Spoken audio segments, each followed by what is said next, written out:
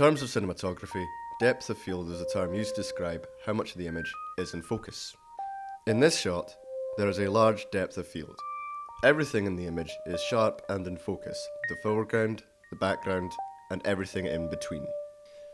In this shot, however, there is a shallow depth of field. Only a portion of the image is in focus. The foreground and background are blurry, out of focus. Depth of field can be subtly used to help tell the story by letting your audience know who or what they should be paying attention to. It can also make your production look a lot more professional. Achieving a large depth of field is easy. Essentially, you just have to select a wide shot, be completely zoomed out, and you should have a large depth of field. Achieving a shallow depth of field is a little trickier. Luckily, we have a ninja as a teaching aid. The three functions you'll need to use are the aperture, shutter speed, and the zoom function.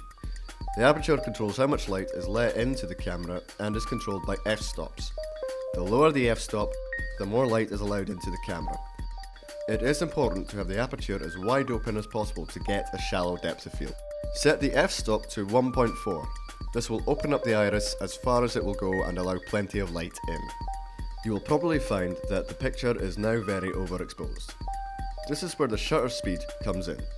Like the aperture, the shutter speed also controls how much light is let into the camera, but in a different way. We'll talk about that some other time though. Adjust the shutter speed until the image is no longer overexposed. Finally, use the zoom function to zoom in on your subject and focus. You should now find that the subject is in focus, but the background and foreground are out of focus. There you have it, basic depth of field. Now that you know how to achieve basic depth of field, why not go out and give it a try? And why stop there? Experiment with it. Why not try pull in focus? And why not try to keep a subject in focus as it moves toward or away from a camera? Next time you watch a movie, watch out the used depth of field and try to replicate it in your production. That's all from us this time.